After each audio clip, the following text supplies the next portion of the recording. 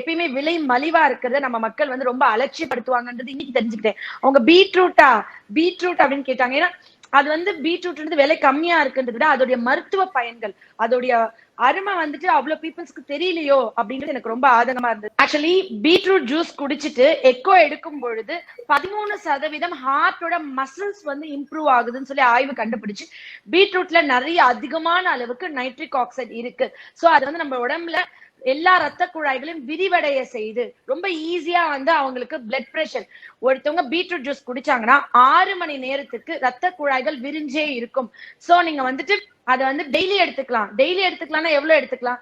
Daily 250 ml எடுத்துக்கலாம். Daily காலையில இருந்துச்சுன்னு வெறும் வயிற்றுல கேரட் பீட்ரூட் ஜூஸ் அதுல வந்து கொஞ்சம் லெமன் அண்ட் கொத்தமல்லி போட்டு எடுக்கிறோம்னா, நான் வந்து எனக்கு 6 மணி நேரத்துக்கு பிபி ஷூட் அப் ஆகாது. ஒரு சண்டையோ ஒரு பிரச்சனையோ ஒரு எமோஷனல் சுச்சுவேஷன் போனா எனக்கு ஆகாது. ஃபர்ஸ்ட் நான் பயப்பட வேணாம். கொலஸ்ட்ரால் கம்மி ஆகும். லோ பிபி இருக்கவங்க தான் பீட்ரூட் ஜூஸ் குடிக்கும்போது கொஞ்சம் ஜாக்கிரதையா குடிக்கணும். நீங்க வந்து டைரக்டா பீட்ரூட் ஜூஸ் குடிக்காம ஆப்பிள் பீட்ரூட் ஏபிசியா நீங்க மிக்ஸ் பண்ணி குடிச்சுக்கலாம். அதுவும் வந்து பாதி பீட்ரூட் தான் ஒரு நாளைக்கு எடுத்துக்கணும். நீங்க டிராவா 250 ml எடுக்க முடியாது. நிறைய பேர் சொல்லுவாங்க வாய் ஸ்மெல் இருக்கு மேம், ஏதாவது மருந்து கொடுங்க, வாய் ஸ்மெல் இருக்கு, நான் என்ன பண்ணணும், எப்படி என் வாய் ஸ்மெல் சரி பண்ணணும், வெளியே பப்ளிக்ல பேச பயமா இருக்கு, இதை பேச பயமா இருக்கு. வயிற்றுல இருக்கிற ஆசிட் லெவல் வயிறு புண்ணு இருந்தா வாய் ஸ்மெல் வரும். அப்ப அந்த ஆசிட் பேலன்ஸ் நீங்க சரி பண்ணணும்னு சொல்லுவாங்க. ஆனா இயற்கையா இது வரைக்கும் யாரும் டிப்ஸ் சொல்லிருக்குமா டாக்டர்ஸ் அப்படின்னு பாத்தீங்கன்னா, வாய் ஸ்மெல் இருக்கிறவங்க ரெகுலரா பீட்ரூட் ஜூஸ் குடிச்சு பாருங்க, உங்களுக்கு வாய் ஸ்மெல் கம்ப்ளீட்டா கியூர் ஆகும். ஏன்னா அந்த ஆசிட் பேலன்ஸ் அது கம்ப்ளீட்டா ரெகுலேட் பண்ணிட்டு உங்களுக்கு வந்து அந்த வாய்ஸ் துர்நாற்றமே இல்லாம ஆக்கும். இப்ப நான் வந்து பீட்ரூட் குடிக்கிறது எனக்கு ஓவர் டோஸா இல்ல போதுமா, நான் எப்படி தெரிஞ்சுக்கணும்? நான் வந்து குடிச்சு யூரின் வந்து ஒயிட்டாவே போயிட்டு இருக்குன்னா என் உடம்புல நைட்ரிக் ஆக்சைடு கம்மியா இருக்கு, பத்தல, இன்னும் கொஞ்சம் கூட பீட்ரூட் ஜூஸ் குடிக்கணும்னு அர்த்தம். நான் பீட்ரூட் ஜூஸ் குடிச்சிட்டே இருக்கேன், என் யூரின் வந்து ஆரஞ்சு ஆர் மோஷன் வந்து ரெட் கலர்லயோ பிங்க் கலர்லயோ போகுதுன்னா எனக்கு நைட்ரிக் ஆக்சைடு போதுமான அளவுக்கு இருக்கு, எனக்கு பிபி நார்மலா இருக்கு, எனக்கு ரத்த குழாய்களை கொழுப்பு அடைச்சு இல்ல, எனக்கு எமர்ஜென்சி இல்ல, நான் ஒரு வாரம் 10 நாள் கூட பீட்ரூட் ஜூஸை சாப்பிடாம வேற மாத்திரை ஒரு டீனா சாப்பிட்டு நமக்கு போரிங்கா இருக்கும். குழந்தையில இருந்து பெரியவங்க வரைக்கும் ஸ்டாப் பண்ணுவோம். பீட்ரூட் ரெகுலரா எடுத்தோம்னா விட்டமின் டியோட அப்சர்ப்ஷன் அது வந்து கரெக்ட் பண்ணுது. நம்ம வந்து உடம்புல இருக்கிற நச்சுக்கள் வெளியேற்றுறதுக்கு ஒவ்வொரு உறுப்புக்கு, ஃபார் எக்ஸாம்பிள் நம்ம கர்ப்பப்பையில இருக்க நச்சு வெளியேற்றுறதுக்கு வெந்தயம் சாப்பிடணும்னு சொல்லியிருந்தோம். ஒவ்வொன்றுக்கு தைராய்டுக்கு வந்துட்டு கொய்யாக்காய் சாப்பிடுங்கன்னு சொல்லியிருந்தோம். ஒவ்வொரு உறுப்புக்கும் ஒவ்வொன்னு சொல்லியிருந்தோம்.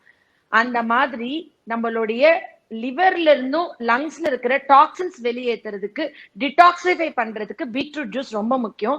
அண்ட் நீங்க ஆயுர்வேத சிஸ்டம்ல போய் பாத்தீங்கன்னா 3000 ஆண்டுகளுக்கு முன்பாக டிடாக்சிபிகேஷன் மந்த் வந்து அக்டோபர் நவம்பர் டிசைட் பண்ணிருக்காங்க லங்ஸ் அண்ட் லிவர் டிடாக்சிஃபை பண்ண. அது காரணம் என்ன?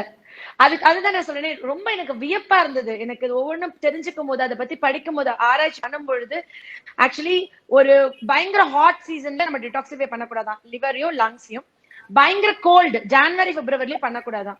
Ideal month for liver and lungs is October and November.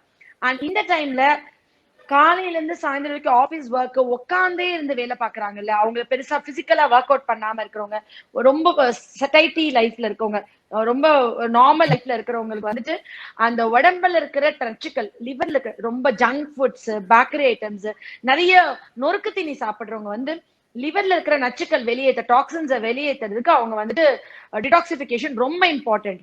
அதுல best and the most important கொஞ்சம் கூட கவனம் செலுத்தப்படாத ஒரு உணவு தான் பீட்ரூட்.